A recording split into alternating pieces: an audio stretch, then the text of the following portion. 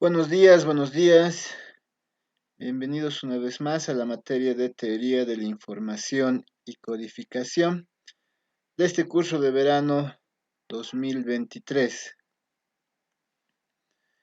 Vamos a iniciar la sesión del día de hoy indicándoles que ya se encuentra publicada en el aula de Classroom el plan de trabajo y la grabación del día de ayer.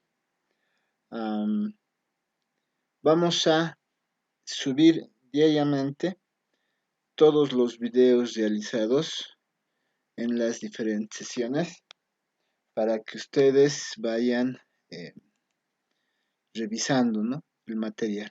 Acá está el plan de trabajo, la presentación, y aquí está el video de la sesión del día de ayer. También ya se encuentra publicada el material de la unidad 1 correspondiente a la introducción y el marco conceptual, el documento in extenso, la presentación que vamos a revisar para que ustedes puedan ir viendo. Entonces, vamos a iniciar la sesión del día de hoy.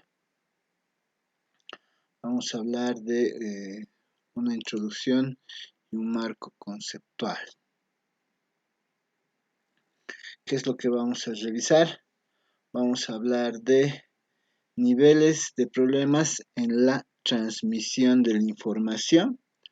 Vamos a hablar de la teoría de la información. Vamos a hablar de la información y sus fuentes. Y vamos a hablar de la codificación de la información. ¿De acuerdo? Entonces, recuerden, vamos a ver eso. Hablemos de algunos niveles de problemas en la transmisión de la información. El objetivo, vamos a empezar indicando que el objetivo de un sistema de comunicación es la transmisión eficiente de información de un punto Licenciado, denominado. disculpe, no está compartiendo pantalla. A ver, ¿está? Nada, licenciado. A ver, Se esperen. ve normal, licenciado. Sí, Se está compartiendo. debe ser la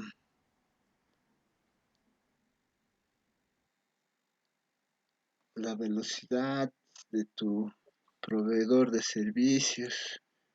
Mil disculpas, licenciado, ya lo arreglé. ¿No ve? Sí, Sí, ha debido ser eso.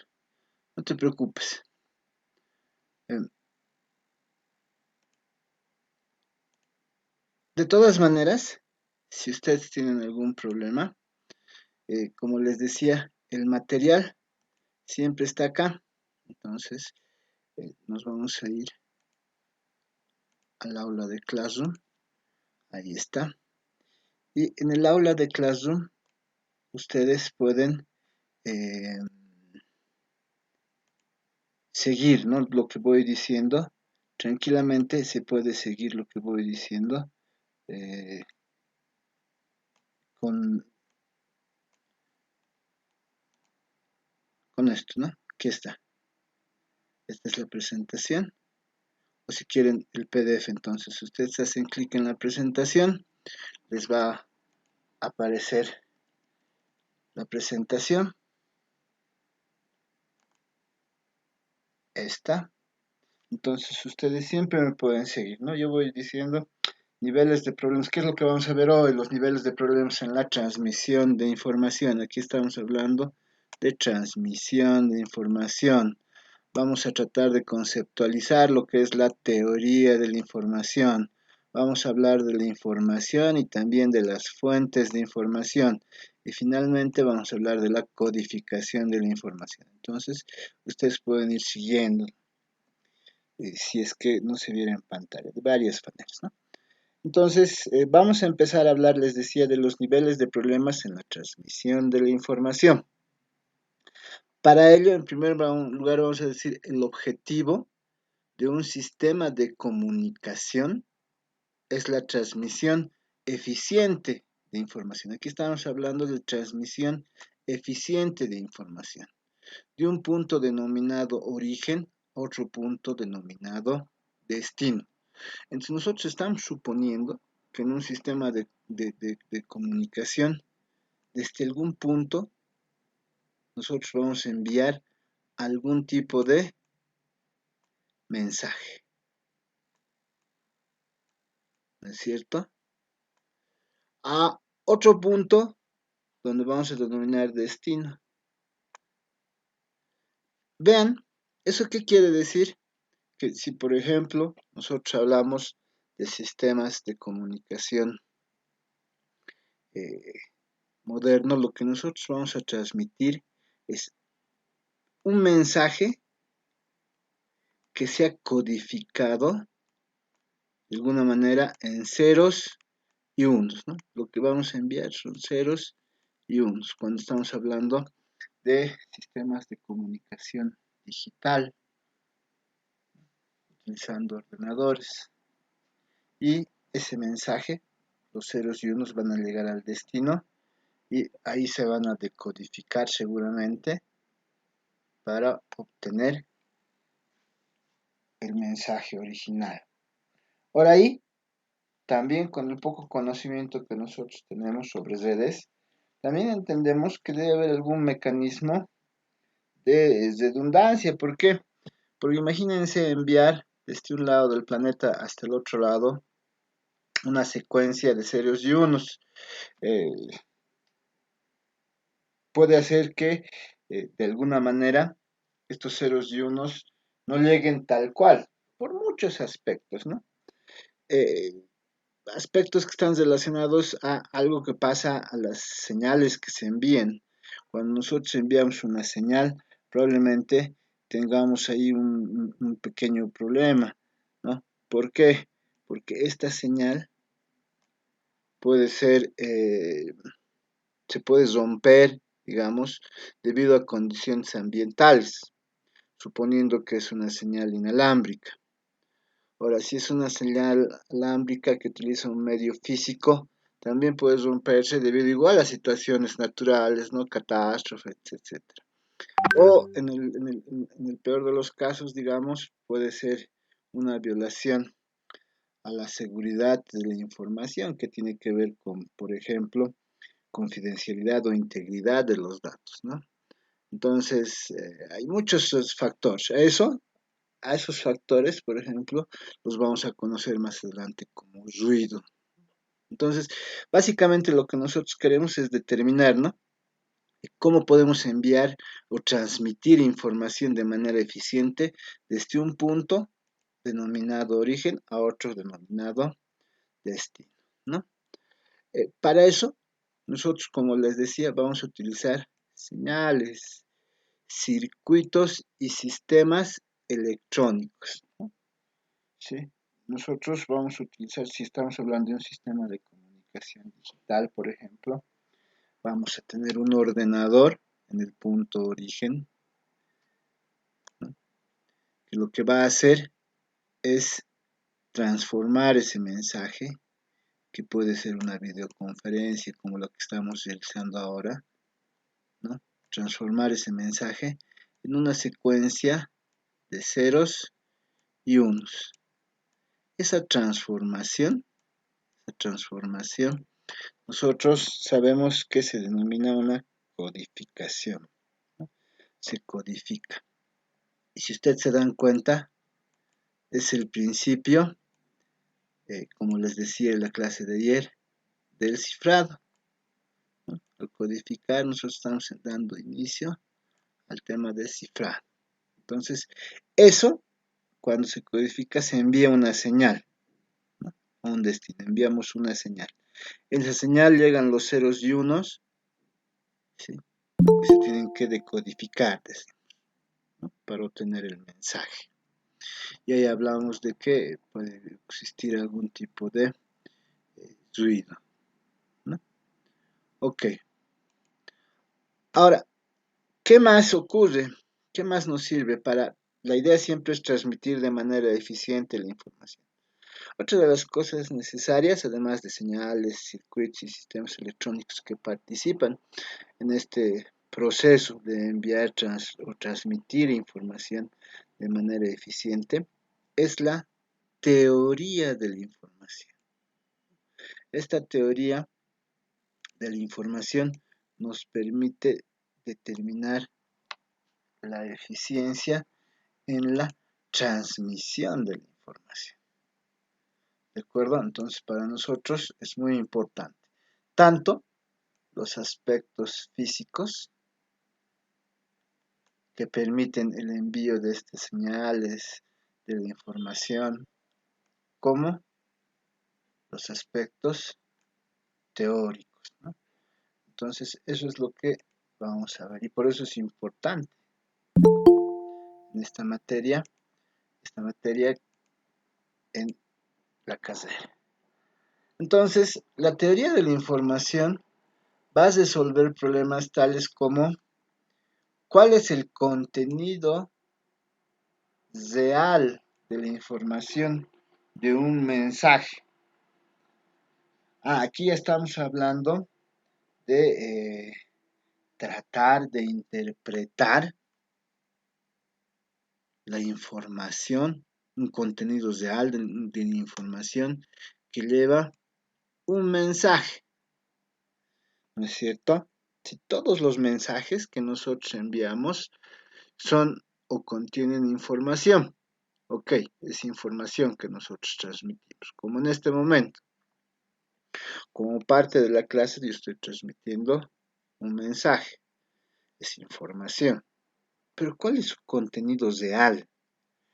Eso intenta resolver la teoría de la información.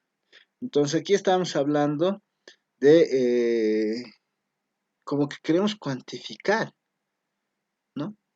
¿Cuál es el contenido real de la información de un mensaje?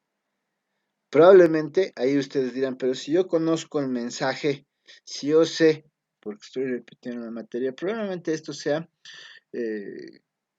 no tenga mucho valor, no sea un contenido muy real para ustedes, ¿no? Eh, Me refiero a que en términos de 0 y 1, por ejemplo, eso vendría a ser un 0, porque no provee mayor información a quien recibe este mensaje. Pero en términos de igual, de 0 y 1, para quien no haya pasado la materia, este es un 1. ¿Por qué? Porque es información que antes no conocía. Entonces, como por ahí estamos intentando determinar o cuantificar, ¿no?, el contenido real de la información de un mensaje. Otro problema que intenta resolver la teoría de la información es que existen varias formas de expresar un mensaje, ¿no? Y lo que nosotros intentamos determinar es cuál es la óptima. Ahí seguramente cuando hablamos de varias formas de expresar un mensaje, estamos diciendo probablemente yo puedo codificar este mensaje. Vamos a tener un mensaje como el que yo estoy hablando, utilizando diferentes códigos. A lo mejor solo ceros y unos. A lo mejor, y estos son bits, a lo mejor puedo utilizar bytes, cadenas de 8 bits, ¿no? O a lo mejor vamos viendo qué puedo utilizar, ¿no?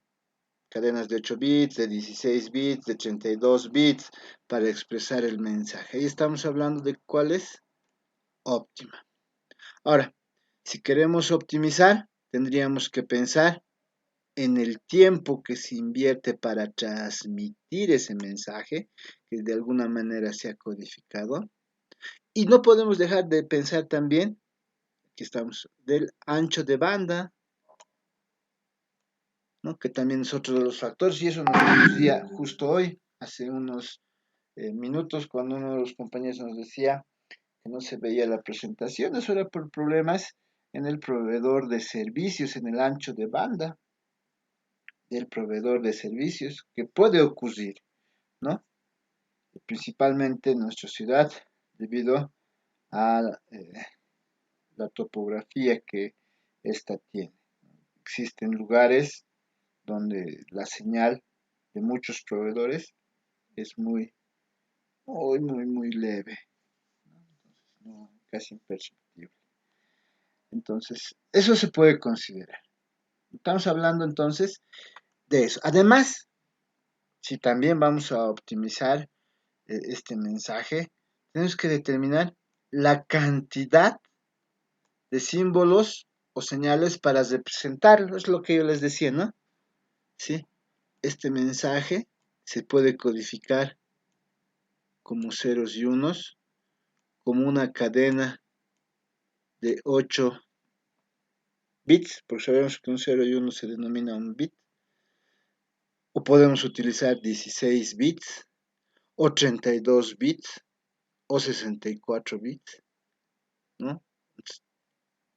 Cada vez que nosotros enviamos un mensaje y queremos determinar cuál es la manera más óptima, siempre consideramos el tiempo que se invierte para transmitirla, el ancho de banda y la cantidad de símbolos o señales para representarla.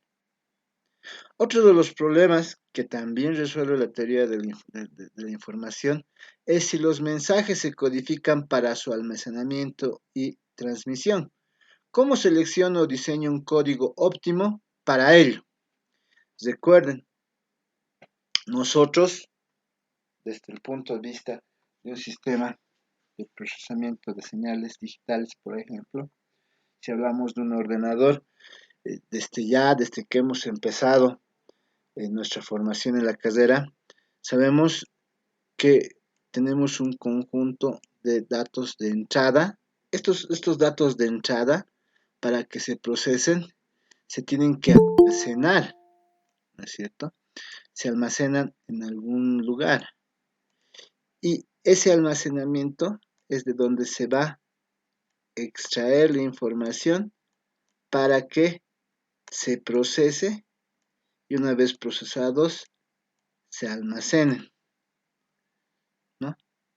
Entonces, y además sabemos que de alguna manera de este almacenamiento luego vamos a tener alguna salida,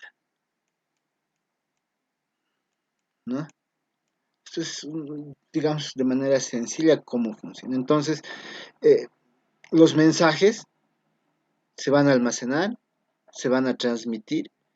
¿Cuál es el mejor código para almacenarse, para transmitirse? ¿No es cierto?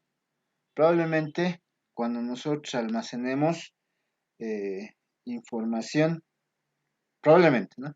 O uno de los criterios para almacenar información es que éste no ocupe mucho espacio en memoria, ¿no? Pero para transmitir un mensaje, les decíamos, la mayoría de los sistemas de comunicación hoy en día utiliza un mecanismo para evitar que se pierda la información que se denomina redundancia. Los paquetes de datos muchas veces se envían varias veces. Entonces son dos criterios diferentes, tanto si yo quiero almacenar o si yo quiero transmitir. Entonces el seleccionar o diseñar ese código es otro de los problemas que resuelve la teoría de la información.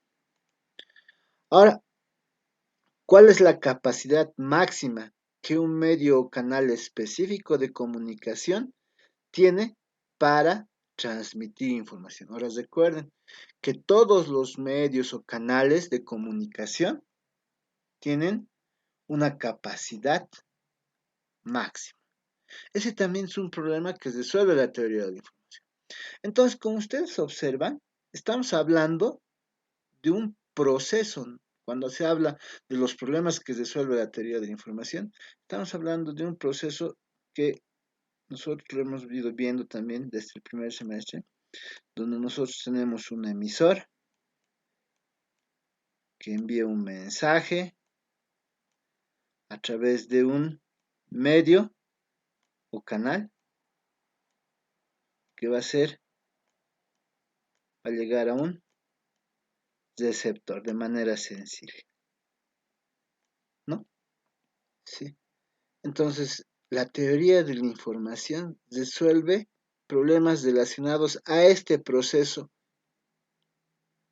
Si existe retroalimentación, el proceso unidireccional de que va del emisor hacia el receptor se llama información. Cuando existe retroalimentación o feedback, estamos hablando de comunicación, ¿no? De un proceso de información, un proceso de comunicación. Entonces, aquí estamos hablando de que la teoría de la información trata de resolver problemas relacionados a este proceso, ¿no? Porque habla de un mensaje que se va a enviar, determinar o cuantificar la cantidad de información que se entiende que contiene este mensaje, ¿no? Para enviar este mensaje a través del canal, ¿cuál es la mejor manera? Medimos tiempo, ancho de banda, cantidad de símbolos. Cuando llegan al receptor, llegan a almacenarse, o cuál es el código. Estamos hablando de un código que este mensaje se tiene que codificar para enviarse a través del canal para que sea recepcionado. Y estamos hablando de la capacidad máxima del canal, ¿no? Entonces, así rapidito, probablemente lo que estamos hablando nosotros es de este proceso de información, si es unidireccional del emisor al receptor, o de comunicación, si es que existe retroalimentación o feedback, ¿no? Que es más o menos lo que trata de estudiar la teoría de la información. Además, tenemos otras preguntas, ¿no? ¿Cómo se acopla el canal de comunicación con la fuente de información? ¿Para qué? Para lograr la máxima transferencia de información por el canal con mínima probabilidad de pérdida de información. Vean, estamos hablando del proceso de información o comunicación. Es otro de los problemas que resuelve la teoría de la información. Que no exista pérdida de información. ¿Dónde hay pérdida de información? En el canal, en el medio, ¿no? Cuando se envía. En este momento, por ejemplo, yo estoy explicando cuáles son los problemas que resuelve la teoría de la información, de la comunicación, y puede haber ruido. ¿Por qué? Porque alguien está viendo televisión, alguien está escuchando radio mientras escucha la clase, o están entrando sus papás, sus hermanitos, están dando vueltas por donde ustedes están, ¿no es cierto? O el vecino está taladrando, las bocinas de la calle, siempre existe ruido, ¿no? Y si existe ruido, eso implica una pérdida de información. Tiene que existir una manera en que la fuente de información a partir de la cual se va a enviar los mensajes se acoplen con el canal de comunicación para que exista una mínima probabilidad de pérdida de información. Otro problema que resuelve también la teoría de la información es cómo puede el receptor de la información procurar que la posibilidad de error sea mínima. Es decir, que cuando le llegue el mensaje, y si le llega con algún error, porque estamos hablando de que puede existir pérdida de información, este error sea mínimo. ¿Y cómo puede darse cuenta de ese error y corregirlo? A yo les daba uno de los principios, de los primeros principios más básicos en todo proceso de comunicación, que es la redundancia. cuando se envían paquetes de datos, ¿no? Enviamos 2, 3 paquetes del mismo mensaje, varios paquetes, ¿no? De tal manera que se haga una comprobación cuando llega al receptor. Y si alguno de ellos está corrompido o comprometido con el paquete que se ha enviado por redundante, se pueda corregir, ¿no es cierto? Entonces, el receptor tiene que determinar eso, ¿no? ¿Cuál es la posibilidad de que el error, exista un error y que este sea mínimo? ¿Y cómo corregirlo? ¿Cómo corregir eso? Es otro también de los problemas que resuelve la teoría de la información. Además, otro de los problemas que también resuelve la teoría de la información está relacionado con cómo lograr introducir cambios en la estructura de la información. ¿Para qué? Para facilitar su inmunidad a perturbaciones naturales o artificiales. Ahí estamos hablando de ruido. Por ejemplo, como ha ocurrido hace un par de días en la ciudad de La Paz, en la tarde, ha llovido de tal manera, ¿no?, que probablemente si nosotros hubiéramos tenido una clase en ese momento, hubiéramos tenido problemas con la señal, ¿no?, independientemente del proveedor de servicios. Hubiéramos tenido problemas con con escuchar el mensaje. ¿Por qué? Porque independientemente de si ustedes viven en una casa o en un edificio, el ruido generado por el granizo hacía muy difícil eh, que ustedes escuchen los mensajes, ¿no?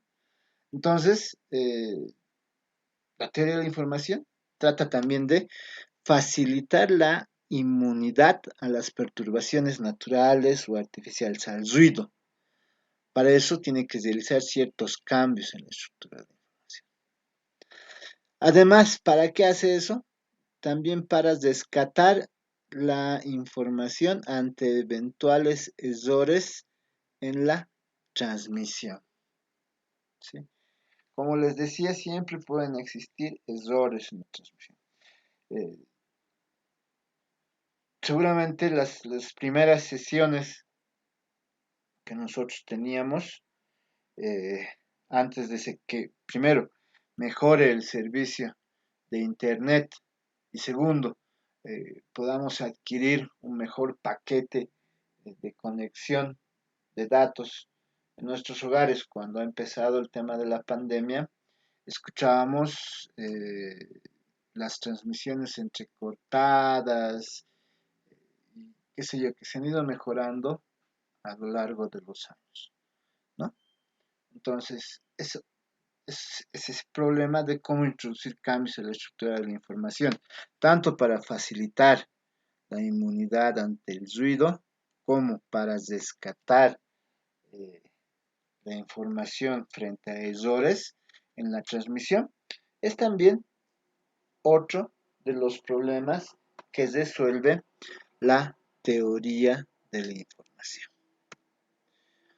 Por último, también decimos que, vean, cómo lograr introducir cambios en la estructura de la información para encriptarla para una mínima posibilidad de captura por receptores no autorizados y minimizar el número de elementos de código necesarios para representar la información. Esto tiene que ver con si nosotros vamos a almacenar un mensaje o transmitir.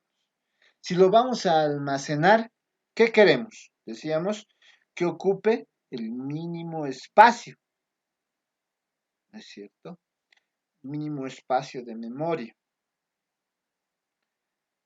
Para eso se utilizan algoritmos de compresión de datos. Por ejemplo, para el audio, para el video, el algoritmo de compresión utilizado y más famoso y que se tiene en la extensión, la explicación, es el MP3, el MP4, porque permiten almacenar audio y video en poco espacio. Es un algoritmo de compresión de los formatos tradicionales. Encriptarlo. Cuando nosotros transmitimos información, por eso les decía que la teoría, la anterior sesión les decía que la teoría de la información es el principio de el cifrado. Cuando hablamos de cifrar, encriptar, descifrar, desencriptar, ¿no? Hablamos de que es necesaria la teoría de la información. Cuando nosotros transmitimos, queremos cifrar la información, ¿no? Para evitar que receptores no autorizados vean el mensaje, que es un ataque a la confidencialidad, o receptores no autorizados cambien la información, que es un ataque a la integridad, ¿no? Del paquete de datos que se envía a través de un sistema de comunicación. Entonces son todos estos problemas que resuelve la teoría de la información, de alguna manera. ¿Alguna pregunta hasta aquí? Preguntas. Preguntas, consultas, inquietudes sobre la importancia de la teoría de la información y lo que más o menos estamos viendo va a estudiar la teoría de la información. Sergio. Licenciado, buenos días. ¿Qué tal? Esto lo que estamos viendo ahora es un poco lo que hemos visto en 112, ¿no? Y veíamos los códigos de paridad y todo eso, ¿no? Más o menos eso también vamos a avanzar. No, en realidad lo que en 112 nos interesaba era la representación de la información. En cambio aquí los representábamos con diferentes códigos, ¿no ve? Y veíamos si esos códigos estaban bien. Lo que queremos aquí es determinar cuál de esos códigos que hemos aprendido es el más eficiente. ¿Sí? Ahora, ¿cuál de esos códigos? ¿Cuánta información tiene esos códigos? Una cadena de ceros y unos que se puede expresar en un byte, 8 bits. ¿Cuánta información tiene? Una manera sencilla de cuantificar la información, por ejemplo, en términos de ceros y unos, Sergio, les decía, es si lo que yo les estoy diciendo es algo que ya habían escuchado antes, probablemente en términos de ceros y unos la cantidad de información sea cero, porque es algo que ya sabían. En cambio, si lo que yo les estoy diciendo ahora es algo que no habían escuchado antes, en términos de ceros y unos, en cero y uno les decía, es un uno. Entonces, como que vamos a tratar de cuantificar en primer lugar, la cantidad de información que tiene un mensaje. Luego vamos a hablar de los códigos, ¿no? ¿Cuál es más eficiente? En términos siempre de dos cosas, decimos, ¿no? De almacenar o de transmitir. Si hablamos de almacenar, estamos hablando de compresión. Si estamos hablando de transmitir, probablemente estamos hablando de cifrar. Y finalmente, vamos a hablar del canal, ¿no? De los canales a través de los cuales se van a enviar estos mensajes. Esa es la diferencia, Sergio, entre lo que hemos visto en 112, por ejemplo. Pero en 112 lo que queríamos era ver cómo se podía representar la información utilizando diferentes códigos, ¿no es cierto? Y obviamente acostumbrarnos a manipularlos, ¿no? Con diferentes cosas que hemos aprendido ahí, relacionadas a la aritmética, a la paridad, etcétera, el bit, a la paridad de bits, ¿no? ¿De acuerdo, Sergio? Sí, licenciado, está bien. Ok, ¿alguna otra pregunta?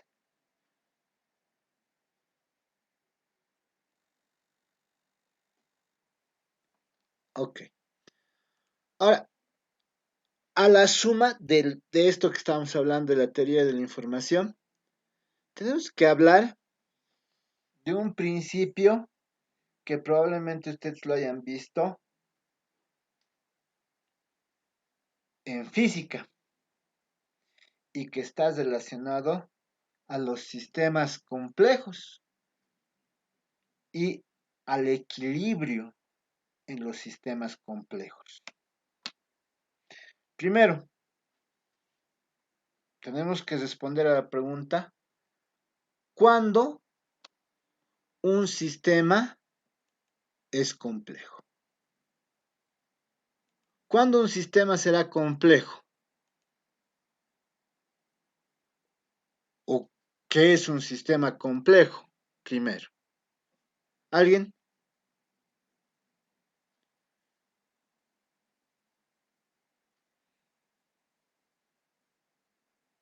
Entonces ahí ustedes, cuando digo sistema, ya deben suponer que estamos hablando de que tiene partes, como vemos en la imagen, ¿no?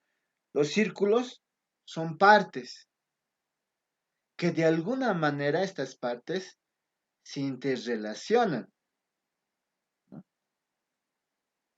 Entonces, un sistema complejo es un sistema justamente compuesto de estas partes que se interrelacionan, ¿no?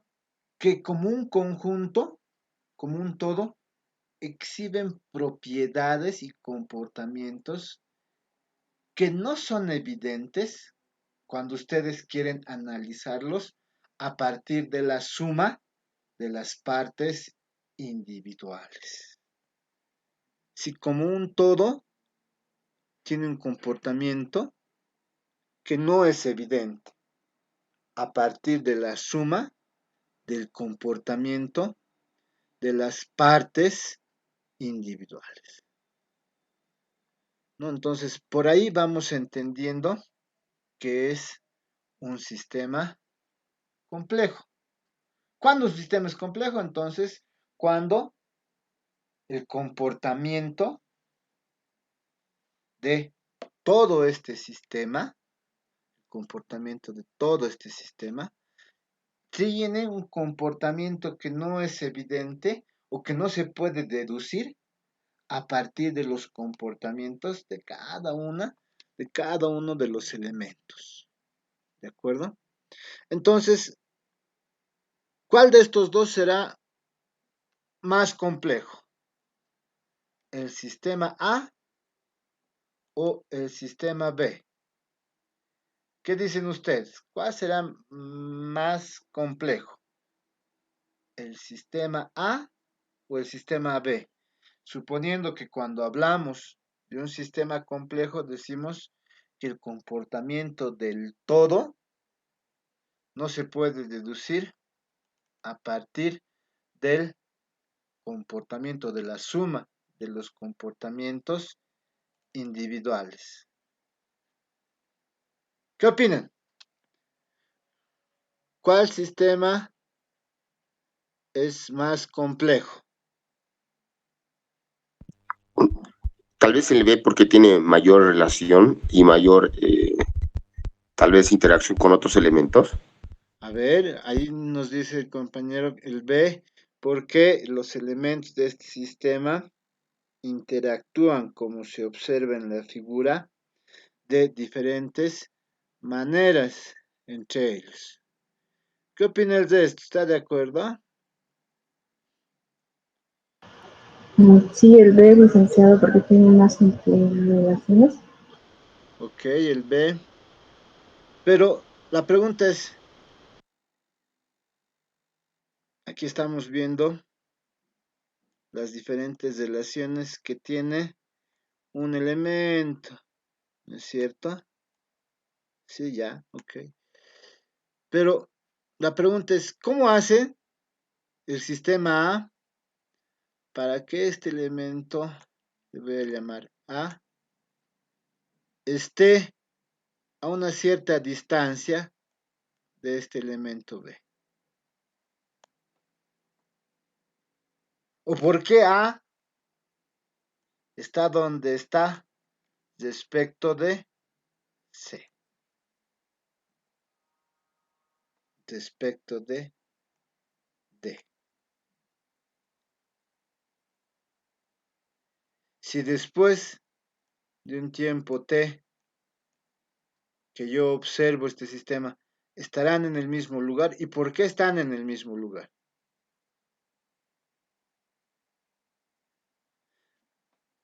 En cambio acá, como ustedes observan, sí decimos, ¿no? Se nota claramente que estamos en un tiempo T, en un tiempo T.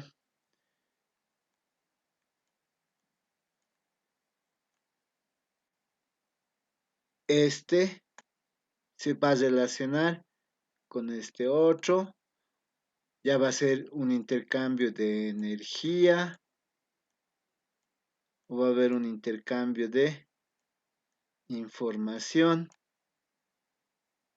pero en algún momento, después de intercambiar energía, después de intercambiar información, se podrá llegar a un equilibrio como en el sistema A, o siempre va a estar en ese desorden, intercambiando energía, intercambiando información. ¿Qué creen?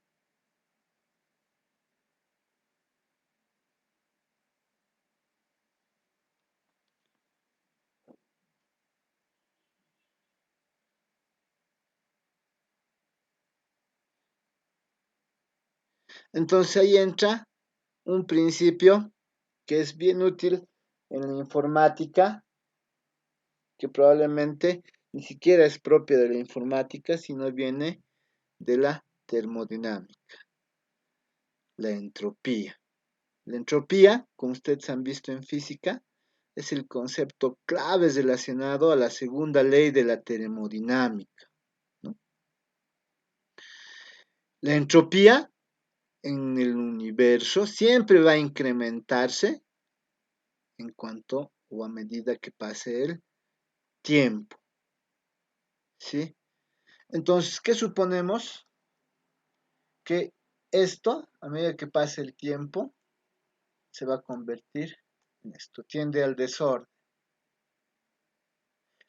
Ahí ya este concepto de entropía nos da simplemente una idea que yo les decía hace rato. La idea que nosotros vamos a asumir, si existe intercambio de energía o información, está relacionado a cuán sorpresivo o inesperado es un evento. Si nosotros vamos a medir en términos de 0 y 1, si este elemento A, después de un tiempo T, intercambia energía o información con este elemento B, en este sistema A, eso para nosotros es muy sorpresivo, es inesperado. Y nosotros queremos tratar de cuantificar esto. Al tratar de cuantificar esto, estamos hablando de un principio de la termodinámica que se llama entropía. ¿Por qué? Porque las reglas relacionadas a la entropía nos dice que la entropía se va a aumentar en el tiempo. ¿Por qué? Porque en un tiempo suficiente todos los sistemas van a tender al desorden, ¿no? Entonces es más o menos la idea, ¿ya? Entonces, para eso simplemente nosotros veíamos este ejemplo. Para entender primero un principio que viene de la termodinámica, de la física, y que se utiliza ampliamente en la informática.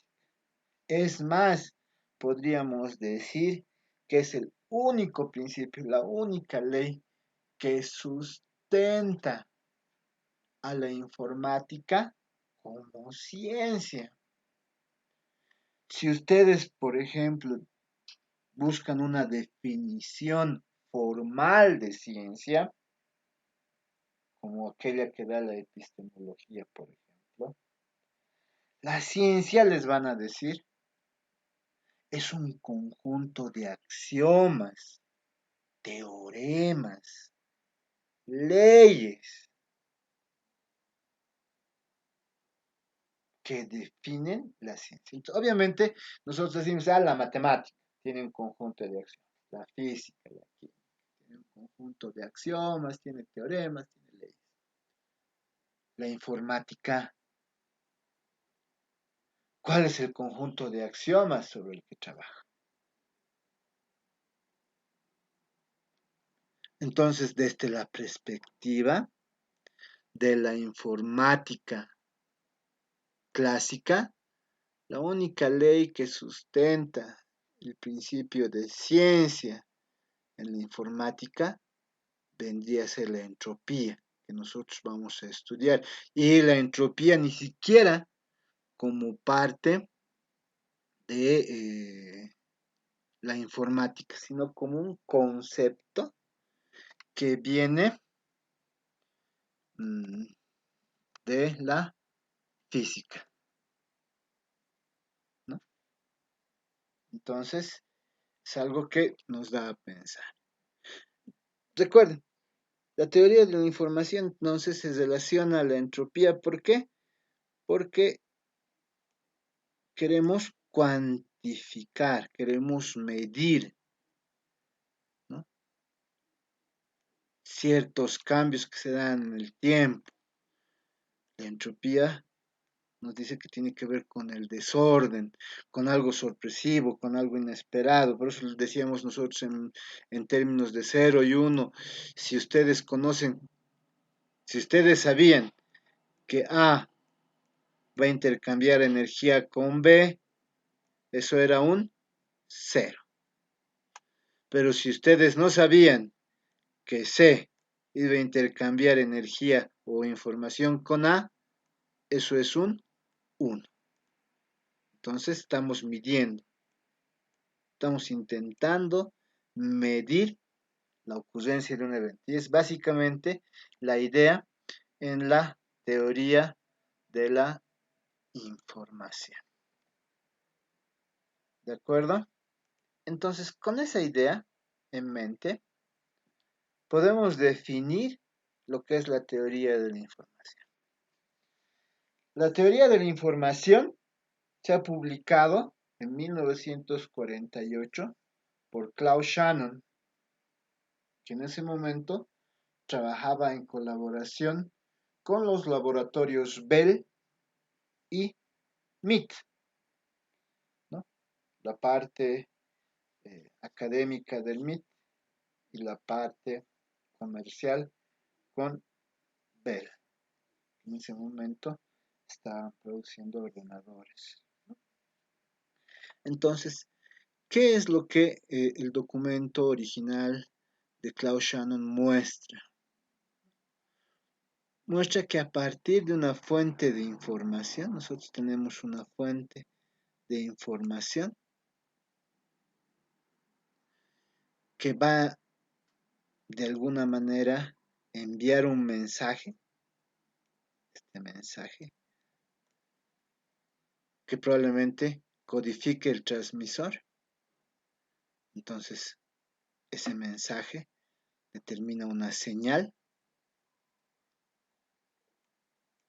que se envía a través de un canal. Se va a recibir esa señal. Probablemente el receptor decodifique esa señal para convertirla en un mensaje que llegue al destinatario. Siempre pensando que ese canal es susceptible a ruido natural o artificial. Este es el principio sobre el que trabaja Klaus Schwab, que existe una fuente de información a partir de la cual se envía un mensaje, que el transmisor va a codificar en una señal que se envía a través de un canal que es susceptible a ruido, cuya señal va a llegar a un receptor que va a decodificar esa señal en el mensaje que va a ser entendible por el destinatario, por el receptor, ¿no? Entonces, este es más o menos el principio de la teoría de la información planteado por Shannon. Entonces, aquí está los conceptos más importantes relacionados a la teoría de la información. Lo que estábamos intentando decir hace unos minutos, ¿qué queremos? Determinar la cantidad de información útil. ¿A qué nos referimos con cantidad de información útil? Queremos medir, queremos cuantificar, queremos determinar lo que decíamos, ¿no? Cuán sorpresivo o inesperado es un evento, si nosotros sabemos o no sabemos la información. Queremos medir, cuantificar la información, ¿no? ¿Cuánta información tiene el mensaje que estamos enviando? Queremos cuantificar.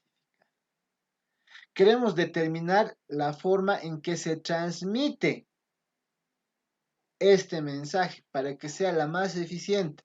Utilizar el mejor código, ¿no? Y medir esto a través de probabilidades. ¿Por qué? Porque la información es aleatoria. Por ejemplo, en la palabra aleatoria, en la palabra aleatoria.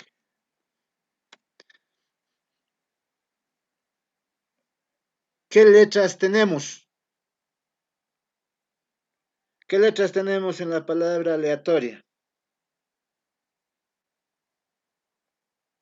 Nadie me va a decir qué letras tenemos. ¿Ven que existen ruidos? ¿Están durmiendo? ¿Están vivos? Letra aleatoria. ¿Podría ser 26 letras aleatorias? No. En la palabra aleatoria, ¿qué letras tenemos? L, T, R. A ver, ahí está mejor. Primero, la A. ¿De acuerdo? La A. Luego, L me decían, ya, L. Luego, E, La E. E. De acuerdo. Luego, la T, la T, muy A, bien. A, La A ya está, muy bien. ¿Qué más? la O, La O. O. Luego, I. La la R. la R, la I. Ya, muy bien. Ok, son las letras que tenemos en la palabra aleatoria. ¿Cuál será la probabilidad de A en aleatoria?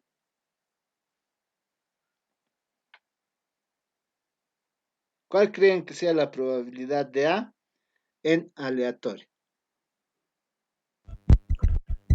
Tal vez 2/9, licenciado. ¿2? No, casi pero. 1, 3/9. 2, 3. La probabilidad de A, la probabilidad de que ocurra A es igual a 3, vean, 1, 2, 3, sobre, si cuentan las letras, 3, 6, 9. La probabilidad de L, 1/9. muy Uno menos. bien, viene a ser 1 sobre 9. La probabilidad de E,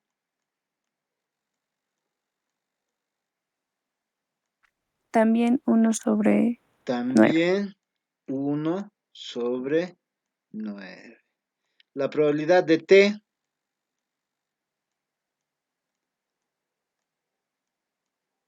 1 sobre 9. también 1 sobre 9.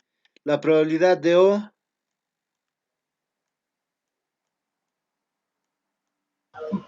1 sobre 9. 1 sobre 9 también.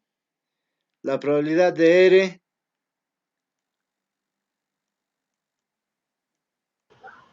1 sobre 9. 1 sobre 9. La probabilidad de I,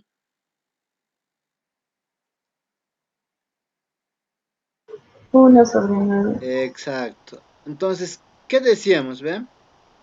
Aquí decíamos un concepto bien importante. La información es aleatoria. Si estamos considerando la palabra aleatoria como información, una medida que podríamos empezar a considerar es la probabilidad. La probabilidad de que ocurra A en la palabra aleatoria es 6/9.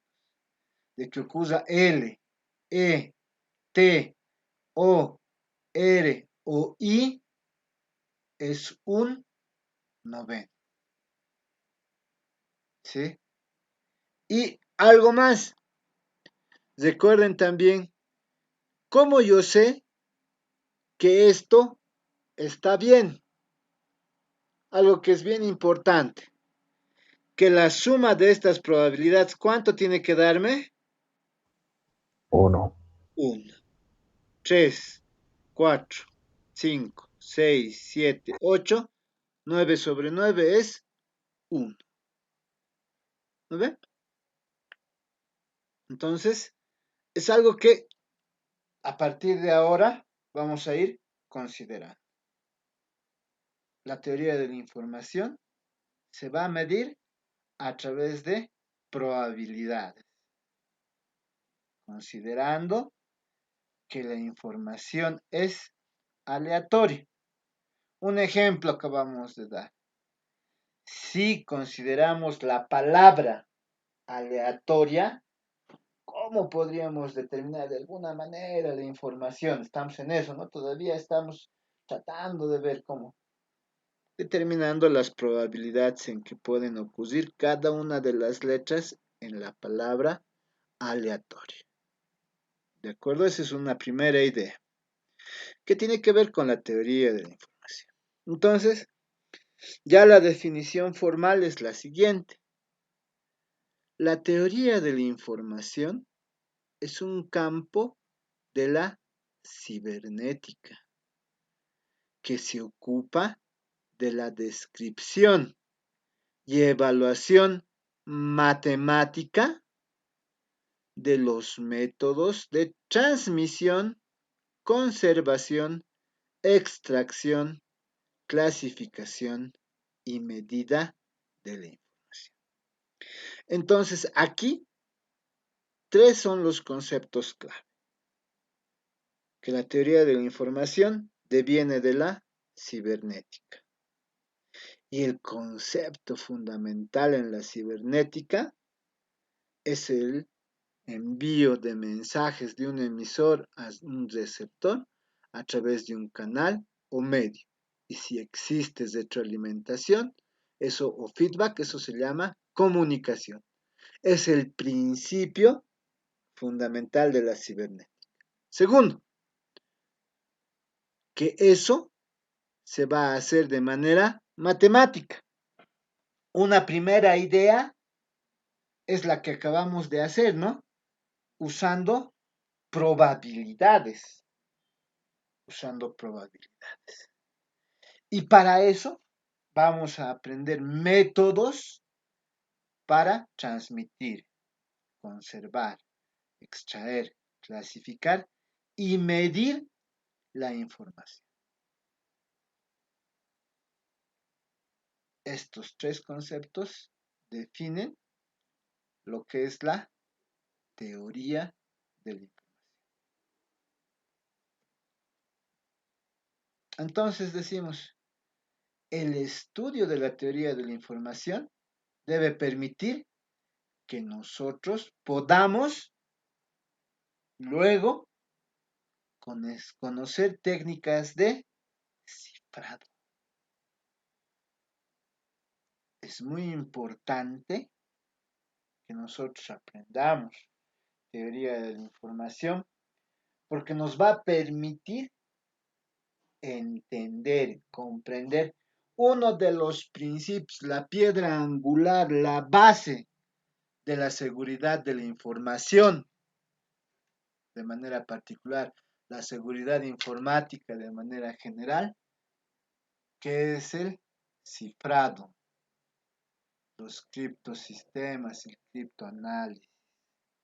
Segundo, ya de los sistemas de comunicación, determinar cuando se envían paquetes de datos a través de diferentes medios, determinar, corregir y detectar errores. Y finalmente, ya hablábamos de uno de los principios más sencillos, era la redundancia. Pero no podemos, si ustedes se han dado cuenta, enviar un paquete de datos miles de veces esperando que este paquete de datos no se corrompa, porque eso nos va a consumir tiempo, recursos y es poco eficiente. Entonces, la idea es eliminar la redundancia en la transmisión de estos paquetes de datos. Si bien ha sido o es el principio básico en la transmisión, lo que intentamos es eliminar esta redundancia. Entonces, para eso, nosotros estudiamos la teoría de la información, para que luego podamos conocer técnicas de cifrado, corregir y detectar errores, eliminar las redundancias. ¿Alguna pregunta hasta ahí? Preguntas. Sobre la teoría de la información, sobre su concepto.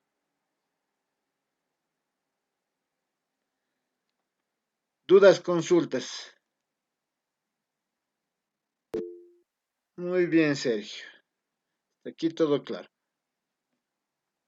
Abraham, ¿está vivo? Caído en acción. Álvaro Marcelo. Otro caído en acción. Antonio. No, Alex, sigo vivo. Sigue vivo Abraham. Solo Muy que bien. estoy un poco enfermo. Ve, Abraham está despertando de 100. No, Alex, es que estoy con tos, estoy con malestar de Ya. garganta. Más bien estamos pasando virtual entonces, Abraham. Antonio. Sí, no, gateando, mira ahí. Néstor, caído en acción. Ariel. Néstor, estás bien, todo claro, dice. Johnny, caído en acción. Caído en acción. Jessica. Buen día, licenciado. Más bien, Jessica. Chukimia, Mamani. No logro leer su nombre. Carla. Todo bien, muy bien. Condori, Choque, José. Tampoco logro leer. Caído en acción. Denis, Mauricio. Todo bien. Eleazar. Caído en acción. Fabián. Presente, dicen. Muy bien. Eleazar también dice. Todo claro. Selena. Presente, licenciado. Todo claro hasta el momento. Muy bien. Helen. Caída en acción. Israel. Todo claro, dice. Muy bien, Israel, Helen. Andrés, cuentas. Caída en acción. Caída en acción. Javier Oscar. Todo claro. Justin de Nilsson. Ahí está, apareció Andrés. Justin. Giovanni, ahora sí, Giovanni. Ah, presidente, licenciado. Pensé que Ahora, me he confundido con Johnny. Es que algunos licenciados dicen Johnny y se confunden. no, Andrés ya ha previsto, ha dicho, pucha, otra vez nos van a confundir y se ha puesto J. Andrés. John Castillo. Presente, Lick. Oh, Todo muy bien. claro. Muy bien. John Limber. Caída en acción. Jocelyn Jenny. Ahí está. Jocelyn. Jocelyn. No ha leído Jocelyn la netiqueta. ¿Alguien ha leído la netiqueta? Que estaba acá en el aula. Sí, Lick. ¿Qué dice la netiqueta? La netiqueta son un conjunto de normas relacionadas a la buena educación, pero en entornos o medios digitales, ¿no? En entornos virtuales, ¿sí? Reglas de comportamiento en entornos virtuales. Una de las reglas está relacionada a la forma de escritura y principalmente el uso de las mayúsculas. No se acepta el uso de mayúsculas en comunicaciones a través de estos medios. ¿Por qué? Porque indica que se está gritando y se considera de mala educación escribir en mayúsculas, ¿verdad? Entonces hay que considerar eso. ¿Está bien?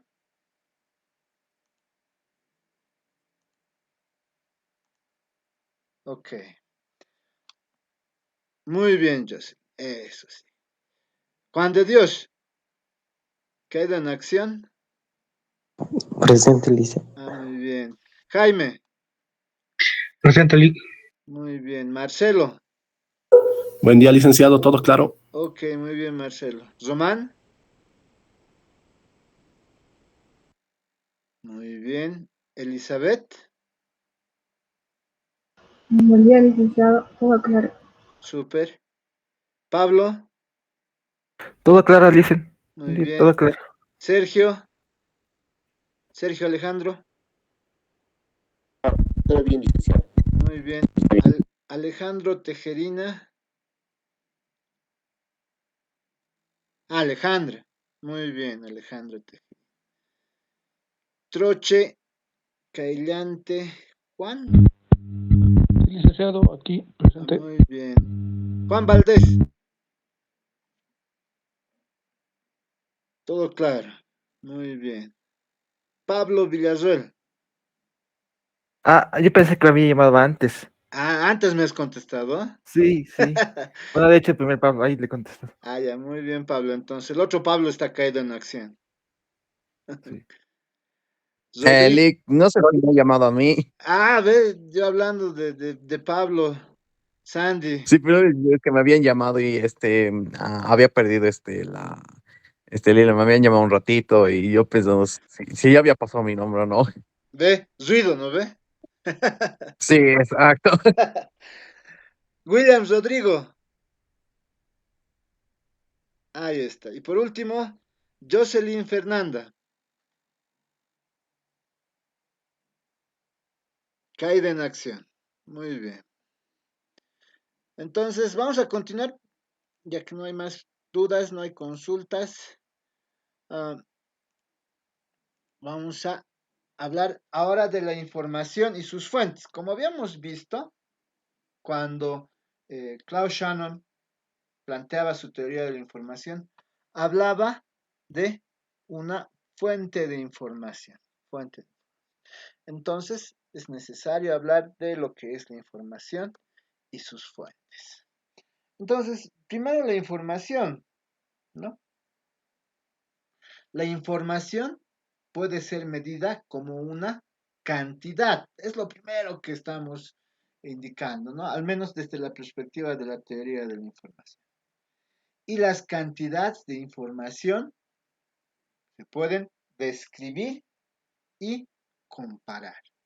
Desde el momento en que nosotros podemos medir, podemos la información, podemos describir esta información en términos de una cantidad y la podemos comparar.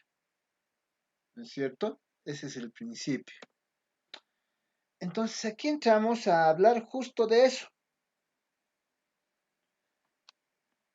Sea E un suceso, un evento, como decíamos cuando hablábamos de sistemas complejos y de la termodinámica, que puede presentarse con probabilidad P de E, como cuando habíamos hecho la ejemplificación de la palabra aleatorio o aleatoria hace unos minutos, entonces se ha recibido I de E, se denomina cantidad de información. Entonces nosotros decimos, estamos hablando de cantidad de información. Esta cantidad de información es igual al logaritmo de 1 sobre la probabilidad de este suceso. La cantidad de información es igual al logaritmo de 1 sobre la probabilidad de ese suceso. Y eso lo vamos a medir en alguna unidad de información. Entonces, aquí estamos empezando a tratar de cuantificar la información. Para cuantificar la información estamos utilizando la cantidad de información.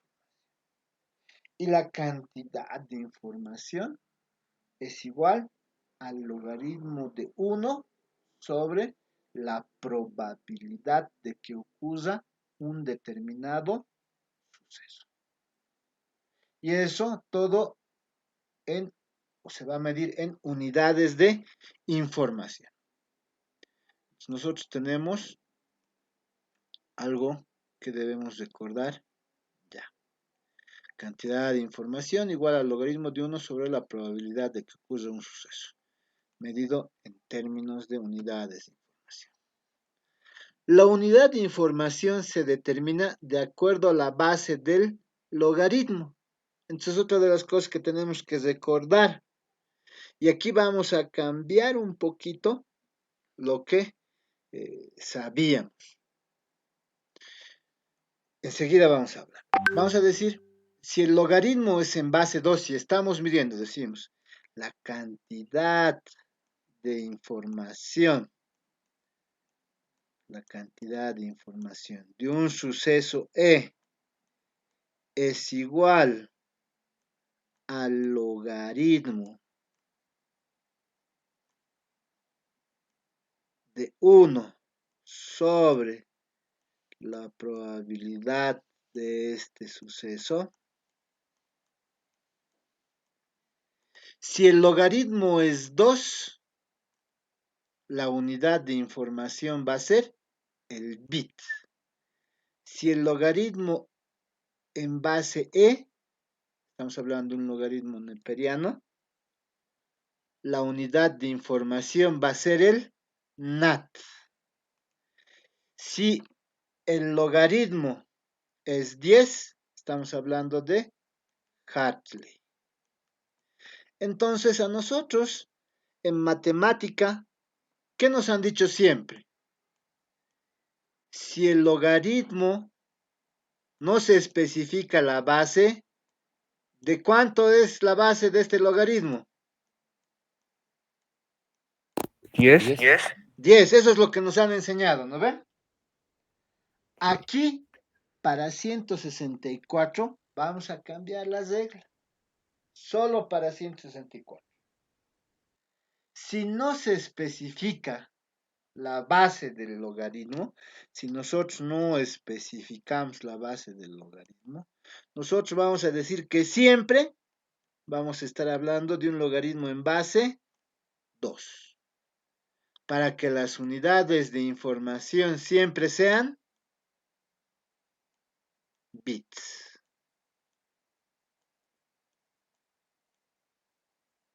¿De acuerdo? Entonces, a lo largo de este curso, si no se especifica claramente, no se menciona, no se dice, no se describe cuál es la base del logaritmo, nosotros vamos a asumir que la base de ese logaritmo siempre es 2. ¿Para qué? Para referirnos a que estamos hablando de bits. Siempre. De todas maneras, nos pueden pedir en otras bases y siempre podemos llevar eso a bits.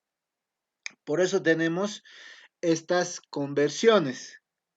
Un Hartley es igual a 3.32 bits y un NAT es igual a 1.44 bits.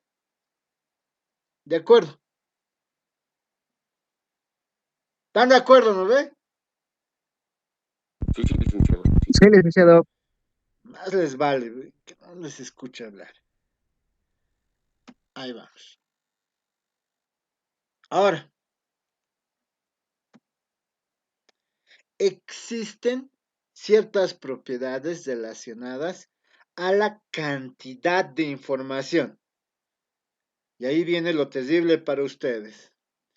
Si es que existe propiedades, eso quiere decir que podemos hacer demostraciones. Y eso quiere decir que en nuestros exámenes van a existir algunas demostraciones en nuestras prácticas también. Todo en base a las propiedades.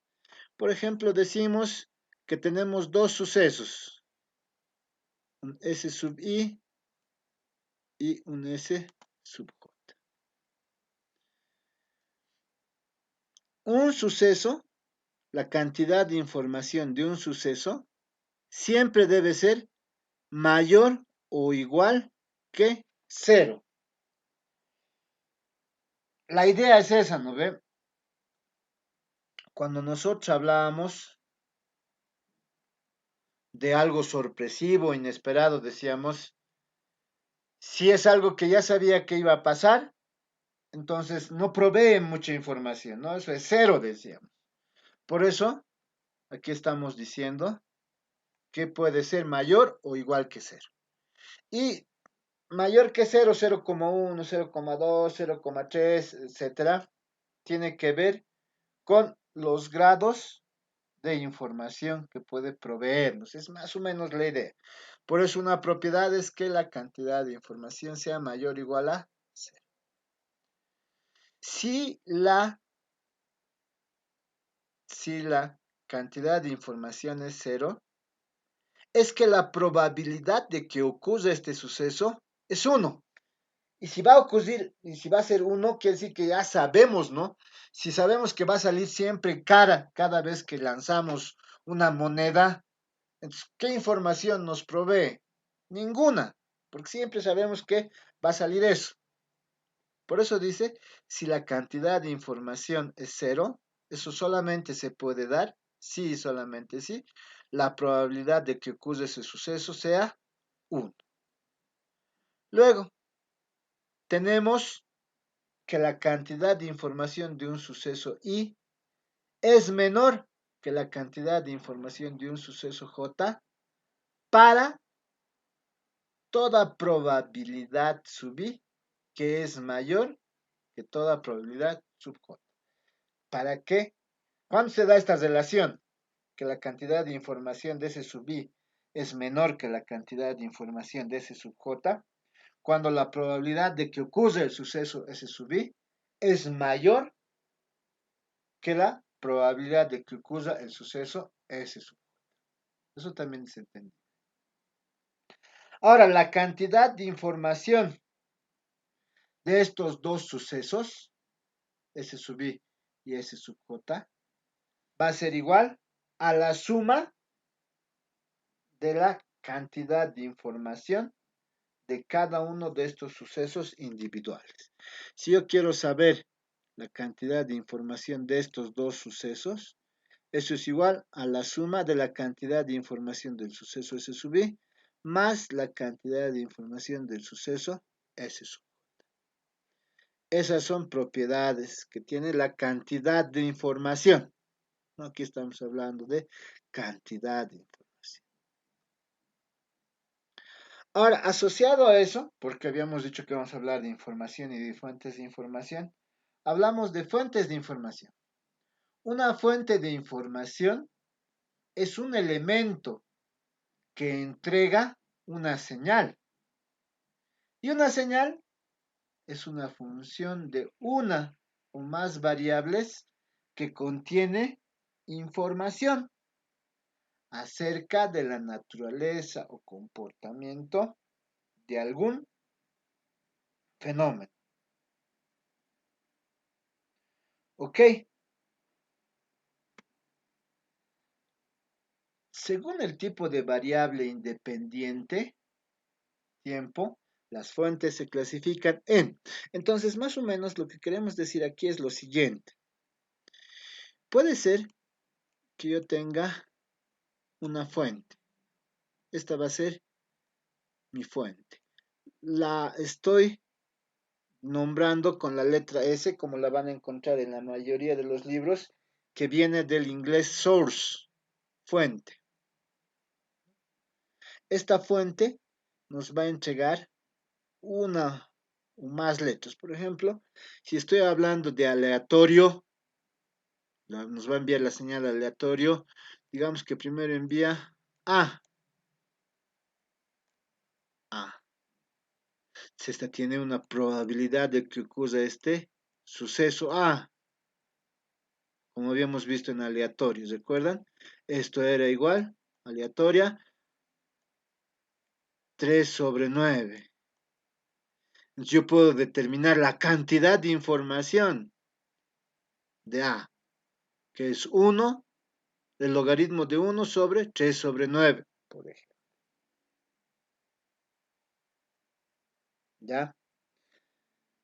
Entonces, siempre hay una fuente de información que nos va a entregar una señal, nos va a entregar símbolos, siempre hay una fuente. Entonces, estas fuentes se pueden clasificar. Aquí decimos si tenemos una fuente según el tipo de variable independiente, es decir, si hablamos del tiempo, la fuente se clasifica fuentes de tiempo continuo. La función sobre la que nos va a enviar la fuente está definida por cualquier valor de la variable independiente. Nos va a enviar continuo, así, ¿no?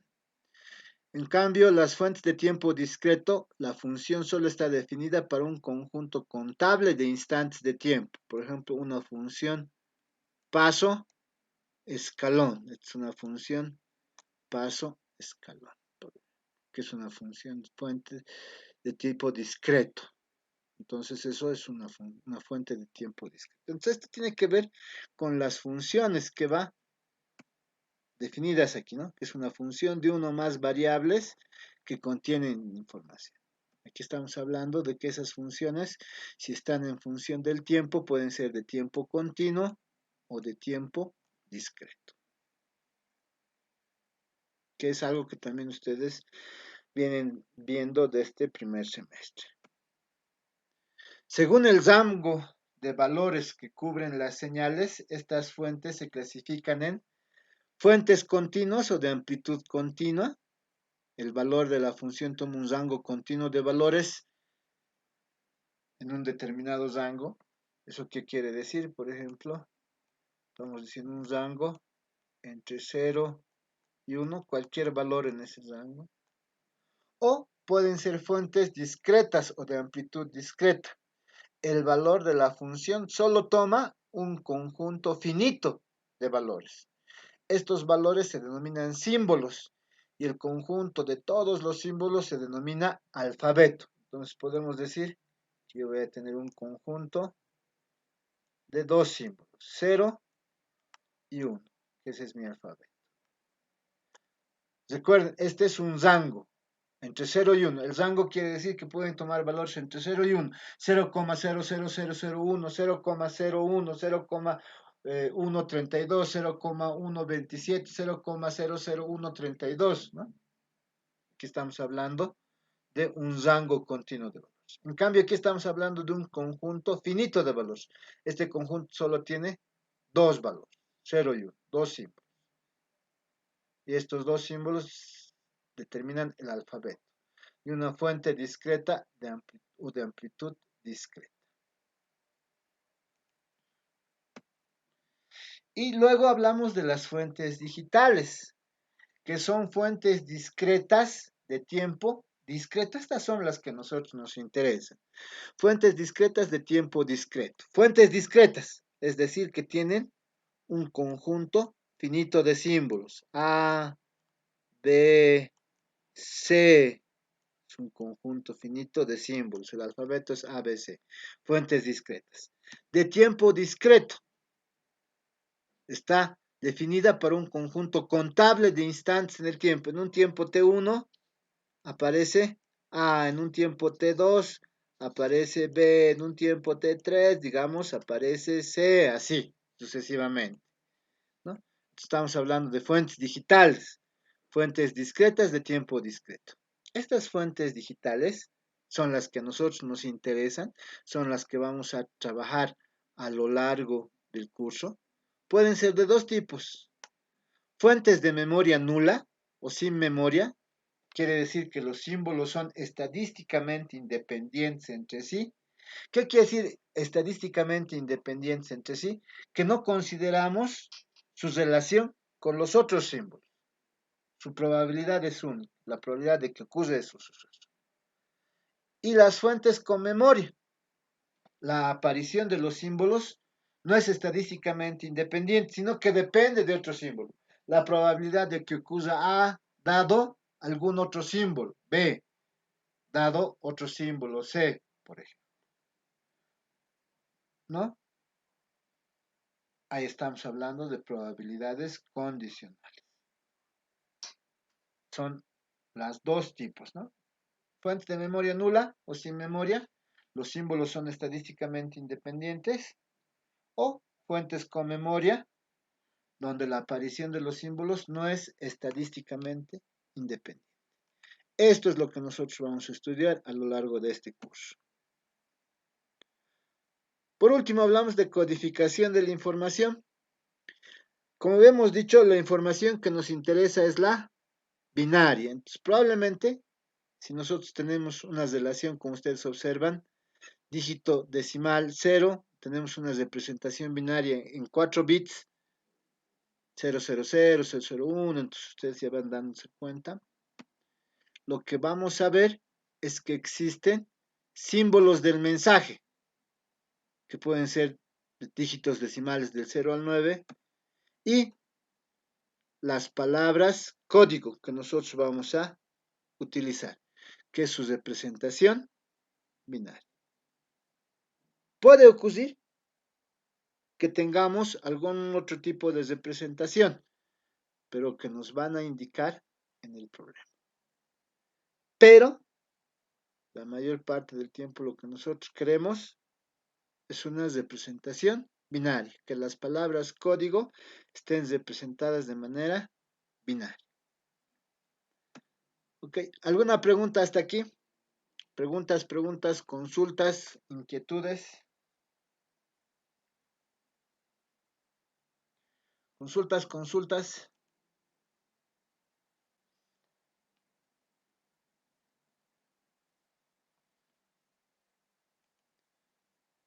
Muy bien, vamos a detener la grabación de esta parte.